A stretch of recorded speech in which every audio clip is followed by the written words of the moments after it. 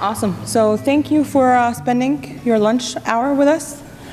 Today, we're both going to talk to you about our experience with something called Bioinspired design. But the goal is to maybe encourage you to do it in your daily lives. So before we start, we want to tell you a little bit about us and how we came here. Not like here, we walked, but how we happened to get involved with this. So I was born in Egypt, and I came here when I was 16. And as a kid, I just loved airplanes. And when I finished my undergrad, and I thought that I would go work for Boeing, because that's what we do when you love airplanes. But then I joined something called the McNair Scholars Program, which is a program that encourages research for underrepresented minorities. And through that, I learned about research, and I got hooked. And then graduate school, fast forward, I come here and I meet M, and then we together decided that we have a shared passion in bioinspired design. So anyways, we started working together about 5 years ago. Yep. Cool. Seems like 10 or 2 or what? Time flies when you're having fun. Five. Okay. All right, so my name is Marianne Alleyne, but I go by M. I grew up in the Netherlands. I came to the US when I was 19, something like that, yes. And I studied biology at Berkeley, then fell in love with the host-parasitoid interactions, with parasite interactions. So I became actually an entomologist because there's lots of insects that are parasitic on other insects. And so I studied that, and I came here to do my PhD, became a research scientist, and then completely changed my research focus to bioinspiration and bioinspired design, mostly focusing on insects, what they can teach us. So that's kind of how I got here. I've been in Illinois for a long time now. Definitely my research has been reinvigorated because I met Aimy, and we have some really cool collaborations that we'll talk about today. That's your, yeah. I know, I think it's mine. So we thought we'd divide this talk up into 3 parts because we want to show you how bioinspired design has helped us as researchers. We'll talk a little bit about our projects, about our different collaborations, how it has helped us as educators to reach both engineering and biology and across campus different types of students who might be interested in bioinspired design, and then also as citizens, why we think bioinspired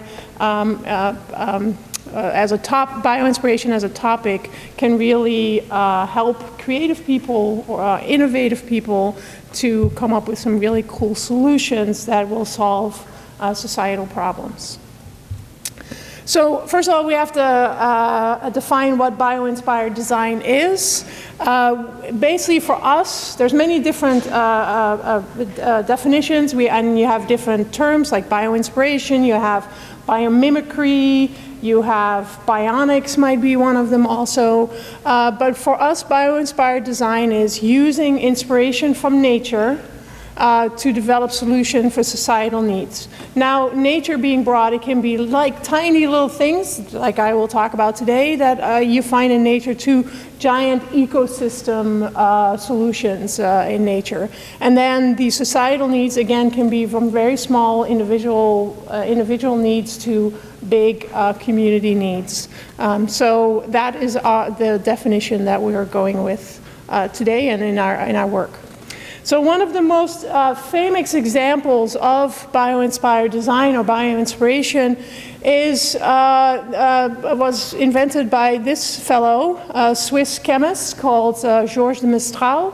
He was also very innovative. He was always tinkering, and he was on a hunt one time in Switzerland, and he was really struck by the fact that he would have these cockleburs, these plant seed burrs stuck to his socks, to his pants, and to his dog. It was an Irish pointer dog. I'm always really disappointed that it wasn't a Saint Bernard, because since this was in Switzerland, but we have to be honest about the science. Anyway, it was inspired by this Irish pointer dog. And he would, so he realized that there's hooks on the cocklebur, and then because the dog fur is a little bit looped, they would get stuck. And so he thought, oh, this would be great for a fastener that you could fasten and open again and reuse multiple times. So now that's a hook and loop fastener, and we usually refer to it as Velcro, and every time I say the word Velcro, I probably have to pay $5. But anyway, so that's what he invented. It took him another 10 years to figure out how to make it, because like how to cut the loops just right, like how to manufacture it at a large scale.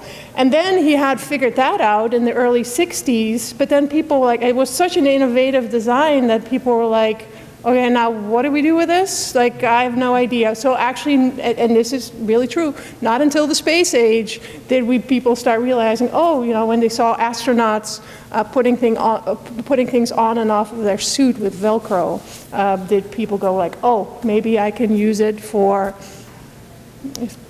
shooting a man out of a cannon and sticking to a wall. Isn't that on day? I don't know. So very innovative. So that is an example of bio-inspired design. Just want to already point out to you that the reason why the cocklebur has those hooks have actually nothing to do with why we use Velcro.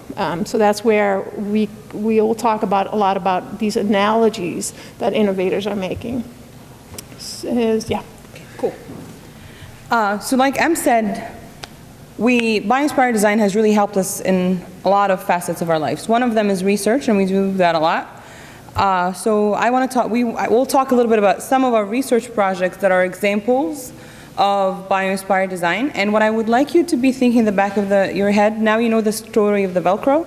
Now we're going to show you two more stories, one from my research lab, one from her research lab, and try to find common themes, and we'll discuss those when we're done.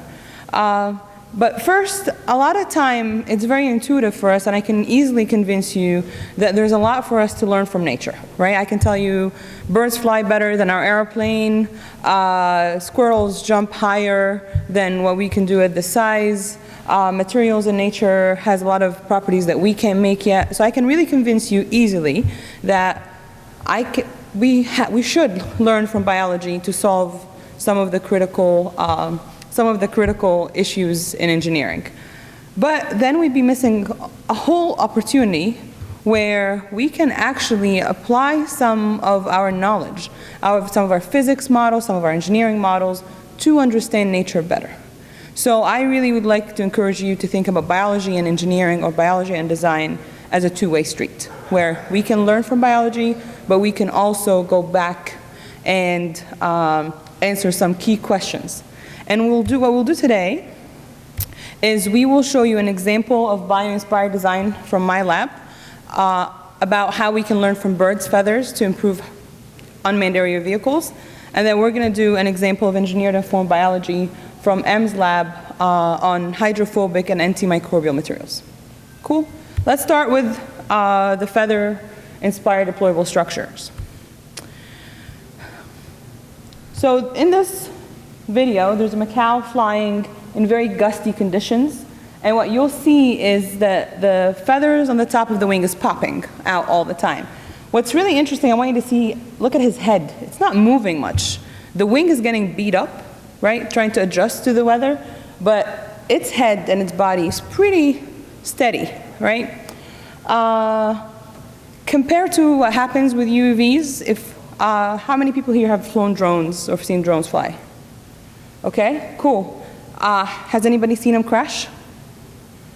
Okay, you're missing great opportunities. But basically what happens if there's a strong gust of wind hits the UAV, it will tumble and fall. Where with the macaw, what I was showing you in the video, they really, the wing is responding, but its head and heading is stable and they stay in the air. So when you start with bio-inspired design, from that end of what do I want to learn from biology to improve engineering, you start with saying, what is my problem? What's the societal need that we want to tackle? And then you say, okay, well, what in nature does this and does it better? And then you try to understand some of the physics that govern the biology and try to apply that to the engineering system. And that's what we did. And the reason why we care about this, and does not come as a surprise to you, this is out of NASA's webpage about where they envision UAVs and how how we're going to use them. And you'll see that it's no longer, UAVs or unmanned aerial vehicle are no longer something we say, oh, it's for military, and we kind of, Amazon is talking about using them for delivery. We have now agricultural companies that are using them to survey crops. There's a whole push for something called urban aerial mobility, where people basically Uber Air, right? So they're going to be everywhere. And like I said, when there's gust, when they have to fly between buildings, when they have to land or take off quickly, they're really not that good. In comparison, like I showed you with the Macau, they're really impressive. Now, the biggest issue with this, so we're getting really interested. Basically, we're copying from, learning from a set of feathers called the coverts, or cover feathers. And these coverts are all over the wing. They give the wing its contour, its shape. Biologists have seen them deployed by eagle when they launch them from the top of the hill. There's really gusty conditions. They've seen them pop on eagles in all different species. So it is a mechanism that birds use to fly at really high angles of attack when they're doing like really crazy maneuvers where they come to land on a branch or when there's a ton of gust. The biggest problem when you do this, I mean, look at this. Look how delicate, how distributed, how the numbers of it, how it's distributed. So now, how do you make an analogy from that? How do you go from something so complex, complicated, to something that you can build and make it, convince the aerospace industry to say, oh, I wouldn't mind putting that on my wings, right? And that's really hard when you're copying or when you're learning from biology, because you have to see, what do I need to copy? How can I copy it? And why am I copying, right? So that's what we did in this project. We started by looking at birds' wings and those coverts, and we took it and the problem, we divided it into like bite-sized pieces.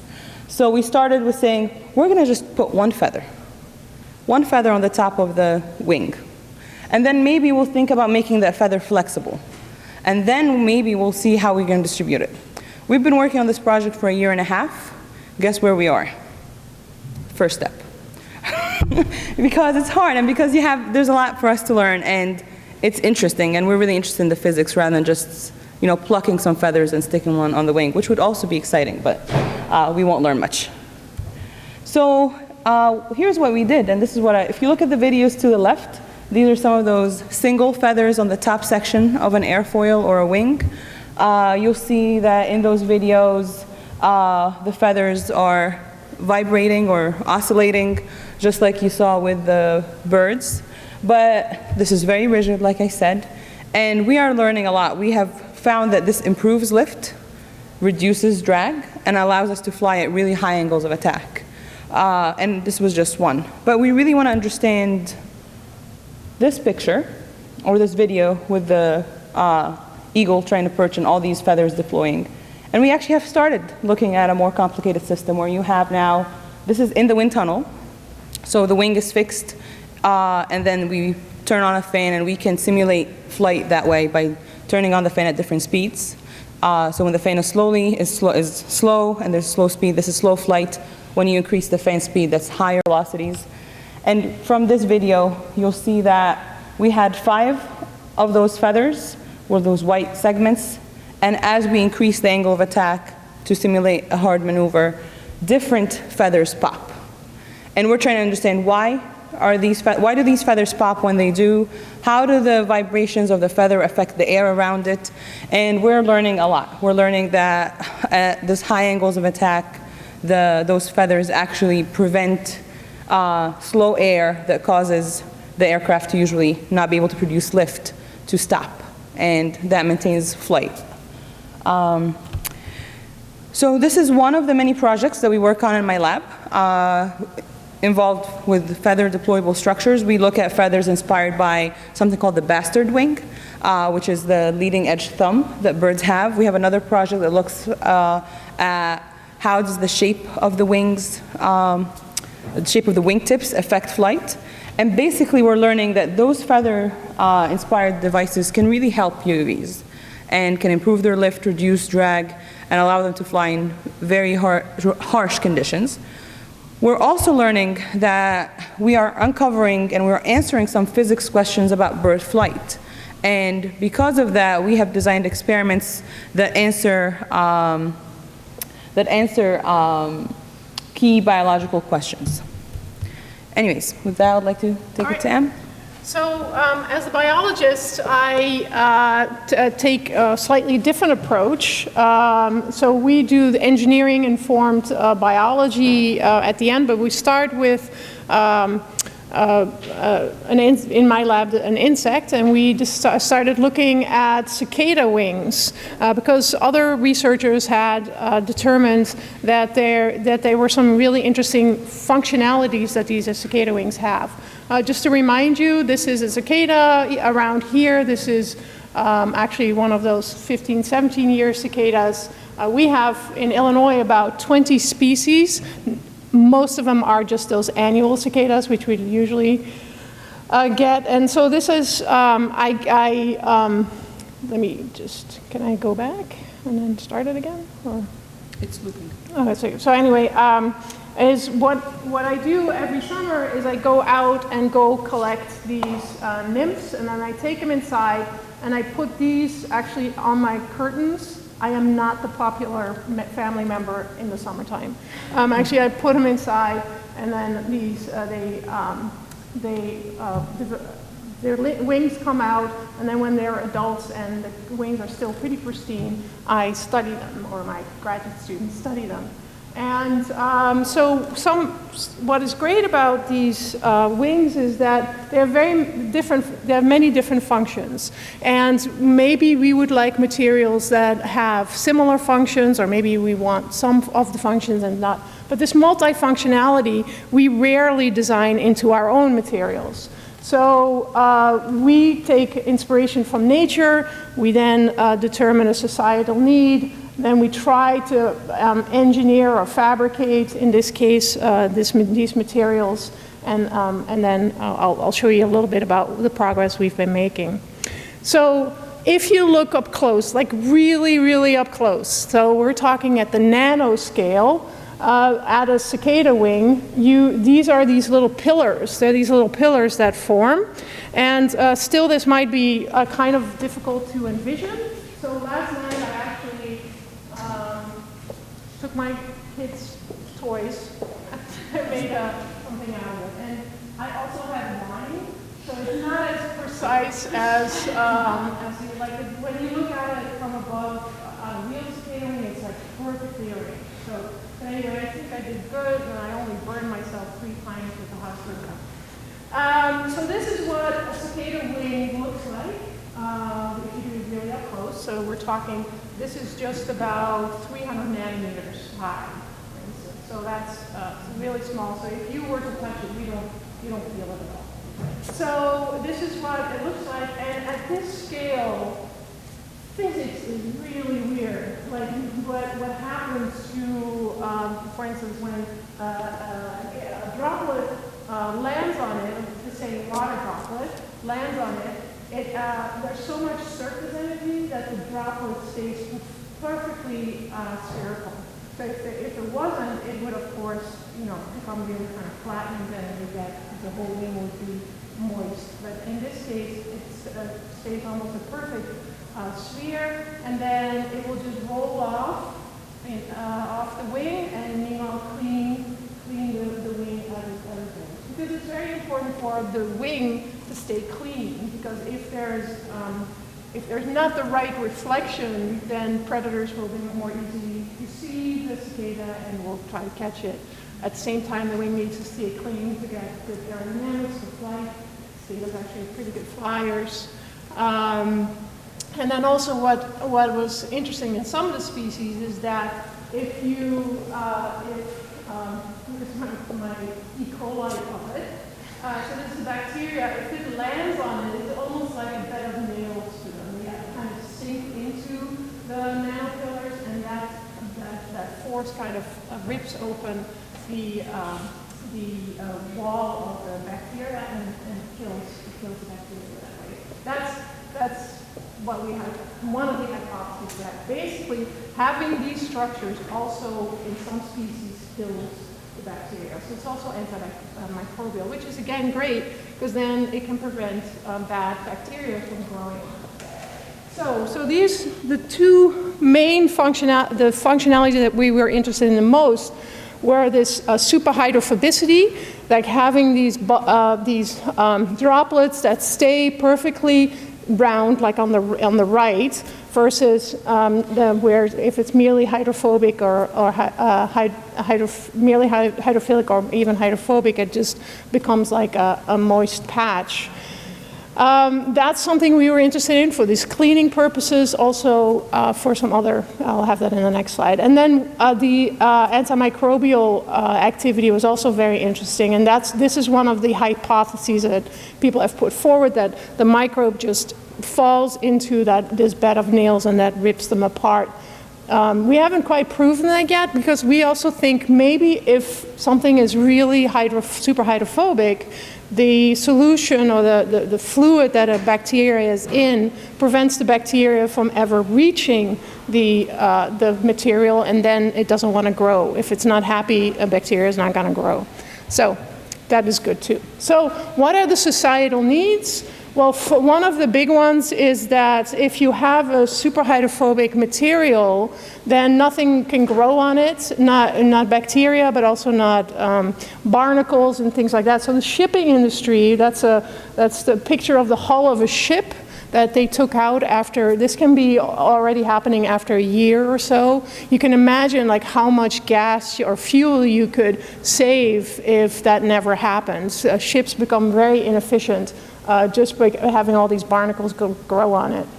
The other one is that if you have a material that is super hydrophobic, the droplets will actually jump off. So maybe you could actually transfer heat from materials that are under a lot of heat stress. Maybe you can actually remove the heat by having these jumping droplets. And then the other one for the antimicrobial is, of course, that there's many situations where we would like fewer bacteria growing, for instance, in the surgical room. And this is a way of having antimicrobial activity, functionality, is because of structure, and structure alone. It's not a chemical basis, so hopefully resistance would develop less quickly. All right, so this is what we have been doing now. It's not quite an analogy, but we're hoping. So we have a cicada wing. This is what those nano pillars look like if you look at them from above with an SEM. And then we've actually been able to replicate it in a silicone and also in a metal version of the replica, and then we have really good replication. And now we envision that to go on to big rolls of material, so we can maybe line like a whole table or whatever surfaces we might want to line. And then we can also think about maybe adding some chemicals to maybe add some extra functionality. But we'll get to that. That'll be next year, right? Is this you or me? All right. Clearly, we did not practice this. We should have had like clothes changing and stuff in between. All right. And so, a question then is for you. Do you see anything common in among these examples? So we have the incentivize them with gifts. Okay. Do you see? How do you want to pose the question? Well, okay, so you've seen 3 examples, right? You've seen the Velcro example, you've seen the flaps that are inspired by feathers, and you've seen the cicada materials, cicada-inspired material. So now, what do you think is common between them? Not in the product, but what do you think was the thing that was most important for us to copy?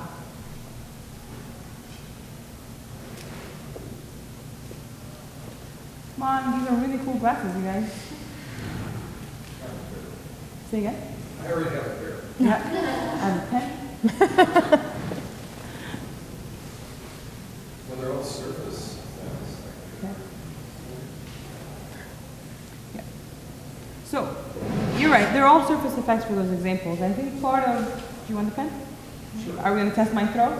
No, no, no, no. All right. So the biggest thing is, if you look at the Velcro and you look at the plant, the cockleboro, if you look at the Velcro and if you look at the cockleboro, is the material the same? Is the scale the same? Okay. What is the only thing that was copied, the idea that a loop and a, what is it called? A loop and a hoop? What was it, Em? A what? Hook, thank you. A loop and a hook. That was the thing, the idea that was copied, right? That's the physics that was copied. If you look at the bird, this thing is made out of steel or aluminum. It's not the same material as feathers, it's not the same shape of feathers, but it's the physics that it opens up when we go to high angles of attack. That's the, you know. With the cicada, I think that one was the most one-to-one, right? Because in materials, scale is important. So just when you're going in nature and you see something, I was like, wow, I wish I have something in my house that could do that.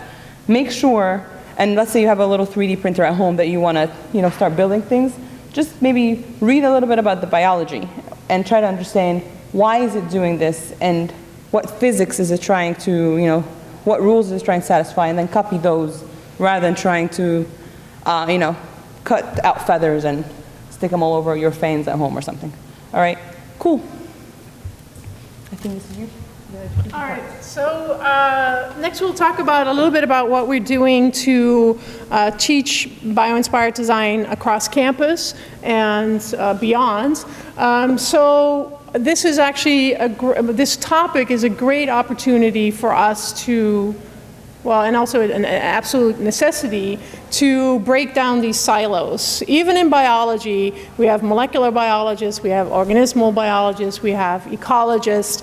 We don't really talk to each other that much. Now think about how, like, there's hardly ever a reason to reach out to the other side of Green Street to talk to engineers. That's what I used to think. Academia doesn't make that very easy too. There's not that many incentives for you to start these multidisciplinary collaborations. However, I think we show that we can get, if the team works well, you can come to learn a lot about biology and at the same time come up with some really cool new technology, and then that feeds again into understanding biology. So this is what we're trying to do, is to break down these silos because we have to, because otherwise there's these giant problems that we have to solve, like climate change, food security, public health, public health. All right, public health that will require many different disciplines. So, and then also we've learned from our classes, so we teach bioinspired design and teach bioinspiration, is that if you have a diverse team, that means you know, what you think it means, race, gender, educational background, status in life, but also especially what discipline people come from. If you put those people together, if you give them the tools to be able to talk to each other, there's some tips, because we do speak different languages as engineers and biologists, as designers, as architects. So if you give them the tool how to overcome that, we have some tips on how you can train the most productive, diverse and interdisciplinary teams. Yes? Yes. Okay. Awesome. All right. So here's the two big problems, right? In academia, we're all trained in our own silos. And if you look at some fields, like engineering, for example, they don't tend to be the most diverse crowd. And we know that diversity is important for creativity, at least, and then we know that interdisciplinary is required to, you know, tackle those hard problems. So what kind of bulldozer do you need to break the silos and encourage diversity. And one of the tools is Bioinspired design. And that's what we found in our class, that even if you're not interested in biology or engineering, you're neither a biologist nor an engineer, I would encourage you to think about taking a Bioinspired design class. And the reason being, it's more about that. It's about more than biology and engineering.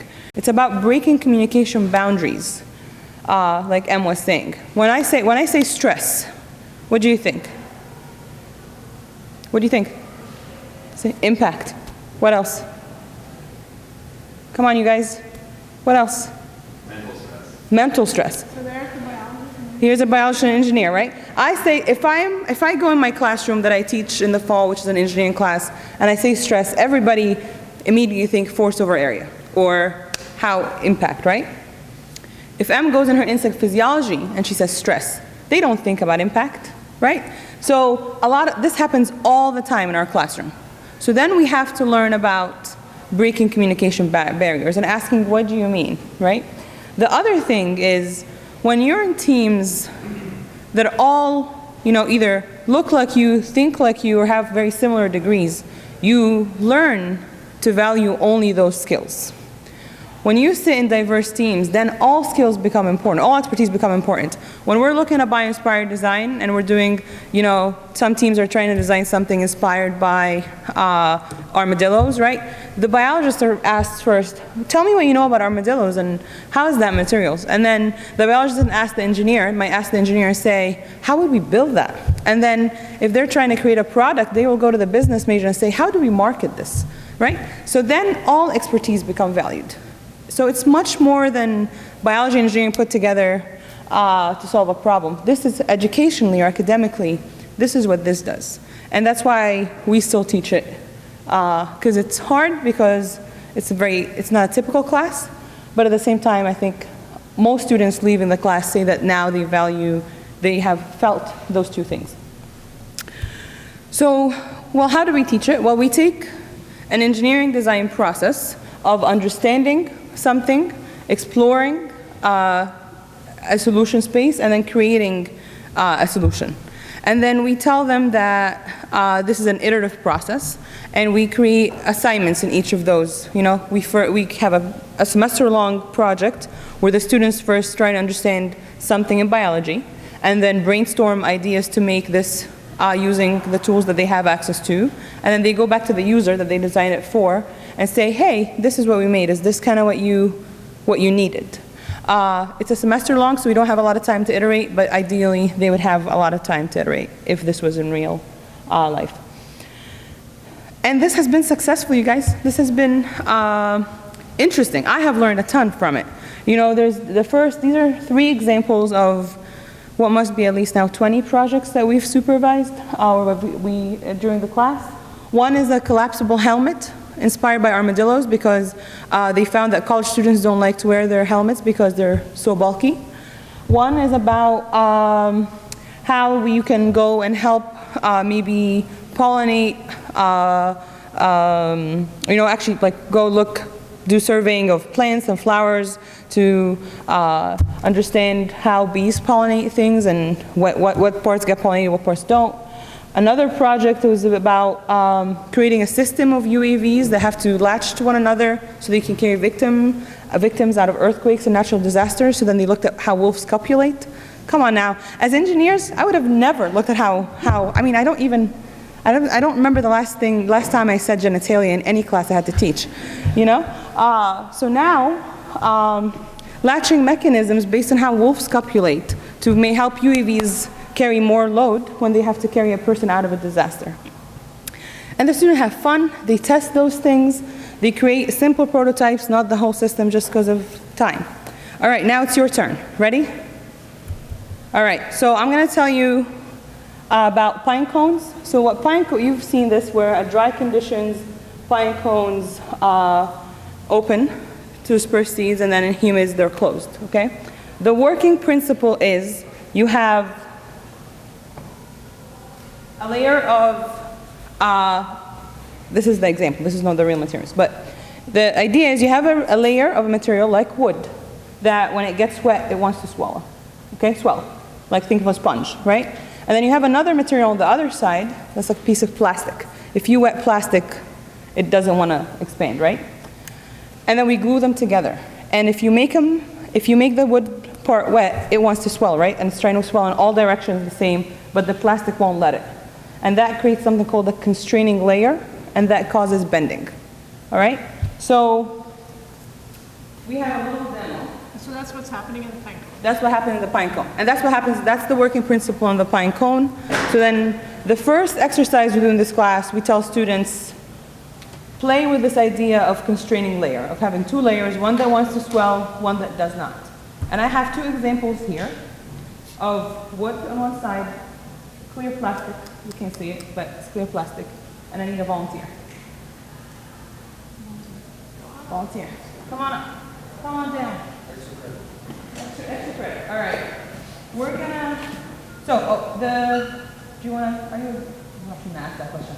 But let's take bets. The difference, I was gonna ask you a very not appropriate question. All right, so plastic on one side, wood on the other. The difference is on this side, the wood fibers are this way. On this side, the wood fibers are this way. Cool beans? All right, we're gonna wet them both. What do you think is the difference, how they're gonna bend? And how they're gonna bend? Yes. I heard it. I heard it. Okay. So, all right, let's do it. Ready? Are you going to be the sprayer? That's probably better. Then that's how you get wet. It's part of the job, Henry. Go ahead. Keep going. Oh, it's going to be a lot of water and patience. Okay, that's good. Looking great. Leave it. Yeah. Ready? Let's do this one. Yeah, spray it. Do this one tomorrow.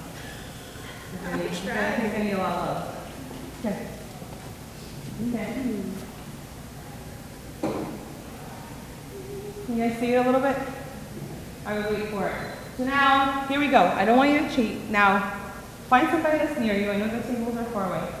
Find somebody that's near you and brainstorm one or two ideas of how you can use this principle in a problem that's bugging you, or in a problem in general. Where would you want something that when it gets wet, it bends? What would be a cool application for that? Take 2 minutes. You have to talk to someone. You don't have to touch them because of, coronavirus, but just come, go next to them and talk about what are two ideas that you would, oh man, if I can put this in X, I would love it when it gets, wet, it would bend. Come on. We should have put some background music.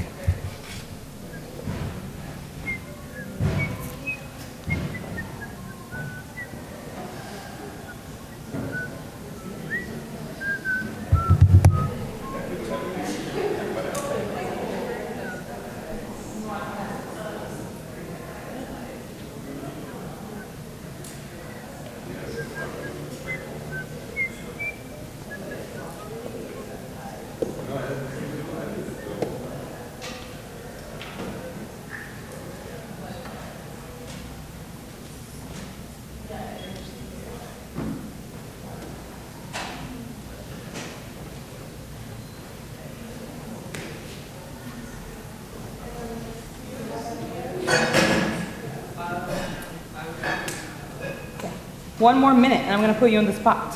Think hard. What is there to win? Huh? Glasses now. Think so high.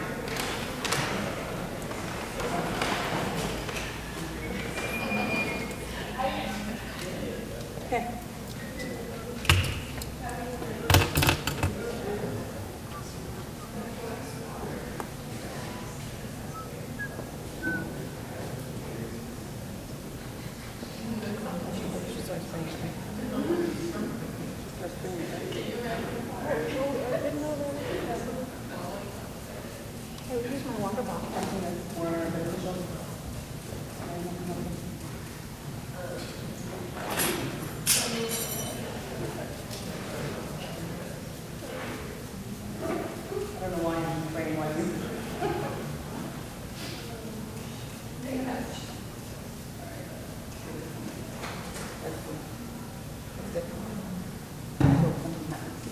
All right. Okay. So who wants to volunteer one idea?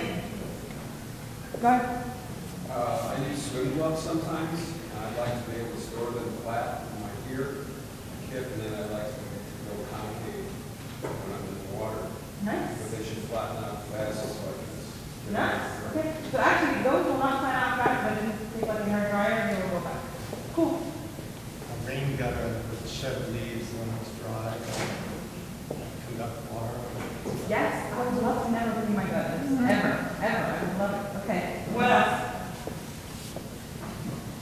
Can I talk about a similar to like the rain gutters, but like having some kind of surface, whether it's a roof or something, to bend to collect rainwater, and that saves it for like later use, like gardening or whatever. Yeah. Cool. Any more ideas? There's an idea there for a sprinkler system that would turn on or turn off when it was wet, maybe. Nice. I like it. All right. So you guys would all get an A in the first assignment of this class. And these are all the ideas that our students have come up with. One student had a need that when he goes to the bar, he uses his keys. And the bar floor is really wet, so it would be great that when the keys fell, you have part that has an electric circuit on it. Then it would bend, and as soon as it bent, it would conduct electricity and LED would light up. Then it would be really easy to find the keys. Come on now, all right? Saints unofficial? And you know, there was a ton of ideas of water collection, a steam pot cover. Because remember, this is wood and plastic, but you can create it with any material, two materials that absorb water differently. So anyways, lastly, how was I forget? Oh yeah. How so? I think overall, Bioinspired design has helped us, and also as citizens. And I want to tell you, remind you that biodiversity is really important for Bioinspired design. I mean, this is just some of the stuff that we are working on. Cicadas are not even on here, or that our students have worked on. Actually, this beetle in the middle, the big beetle, that's actually the project that Amy and I work on. That's a click beetle that can jump without using its legs. When it's on its back, it would actually be able to jump up. So if we lose the war against the robots, because the one thing that saves us from robots right now is we can just push them over or kick them over, it will be our fault when they actually will be able to get back up. So because that's the goal. Anyway, we're like the opposite of Sarah Connor. So that's biodiversity is really important. Yet, you know, there's many figures out here. This one is from the WWF. That we're losing many species very rapidly. And I kind of think because each species is adapted to its environment in a special way, that you could think that there's like at least one inspiration point right there for future technologies. So that's a kind of a scary thing to think about. And for many things, we think we know, we understand the mechanism. We understand, for instance, we think why termites build big mounds, because they can then ventilate, and therefore architects can copy that to get more better passive ventilation happening in the buildings. Turns out that is actually based on faulty science. We are always learning about even biological systems that we already understand. So I implore you to think about biodiversity and saving our environment for many different reasons, but one of the reasons is the opportunity for bio-inspired design, which I don't think is the most important one, but there's many reasons why we should save the environment, but that's definitely one of them. Okay? Thank you. Yeah, that's it. Are there any questions? That last point was a question. Okay. If you don't have a question, then I would like to start a little company, and I need help. One of our students a couple years ago used this idea of wood bending to design bath mats. Like when you come out of the shower, they would bend up like this. So as you come out of the shower, the the towel is flat, like a regular towel. You stand on it and you're dripping all over it, doing, brushing your teeth and all that stuff. And then now you have a wet bath mat there, and it's going to get all moldy. But if you put this principle under it, the hygromorphic material, it actually, when you're gone and out of the house, it actually lifts up. Now there's airflow under it and over it, and it can dry. One is from the Bioinspired design. Order one mat, get another one free. We are going to be famous. Anyway, so that's enough. Yeah. Your bike. And actually what was interesting about this bike helmet that they designed, that each one of those panels that came up, that came together, it had to be impact resistant. So if you take a cut of the inside, they have designed bone-like structure, because our bones are really good at taking impact. So now it's impact resistant, but foldable. So. And the inspiration points were multiple animals. It was the armadillo and the human bones and dolls, things like that. Yeah. How do the cicada wings stay transparent? Yeah, they are. It is. So usually cuticle, which is the exoskeleton of an insect, is made out, is called cuticle, and it's made of some sugars and some proteins that bind together. And then when they bind together, they can get really strong. And then oftentimes that goes together with also a discoloration, like a melanization. And that's why some insects are really dark when they have that hard cuticle. But it's not a one-to-one. So you can actually have a very hard cuticle without having that binding, without having that coloration. So yeah, that's how I wear these clear cuticle. It's almost just as hard. It's just not, it's not as tough because it's very thin. But yeah. Insect cuticle is fascinating. There's a lot of things there. But that's a good question. I have a question about your Hoover feather inspired. I assume that's like a passive thing, it's not. So how do you optimize that? I mean, it must be like stiffness or something that Yes. controls. That's a great question. So right now we are just looking at basically taping them, which is maybe a hinge, like a frictionless hinge, right? So it just opens like a very free hinge. One of the optimizations, think about the mass of the flap and the stiffness of the hinge, because then you can control which one opens when. There's a whole discussion to be had about controlling things passively or actively.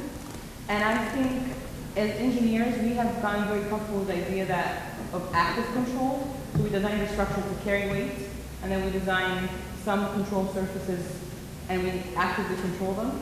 And one of the paradigm shifts that I think as we want our reuse to start doing all these different tasks is to think about both passive and active control together. So, and birds do that. Birds, some of the movements that you saw in this video are passive, where the feathers are just popping because of air pressure. And some of the movements you see with them tapping their wings, that's active. So that's a very nice question, and we have to start thinking about that when we're when we're designing based on what nature does. Please. If it's passive, then you have to start worrying about things getting dirty or iced up or whatever, and it doesn't work. Yeah. Aircraft get maintained all the time, right? So that's okay. I think if we can, take it down, hose it down, and let it fly again, that's okay. The other penalty of active is weight, complexity, and power hungry. For those small systems, we don't have a lot of room to be heavy because we need to stay small, and so every fraction of a pound counts. Batteries are a big bottleneck, especially when you go very small. We don't know how to design small batteries that have really nice power densities yet, like on the micro scale. So yes, there are downsides, and the other downside that I'll add to the passive is once you design it, you're done, right? You can't do anything about it. But that's why I think it should be passive and active working together. I agree.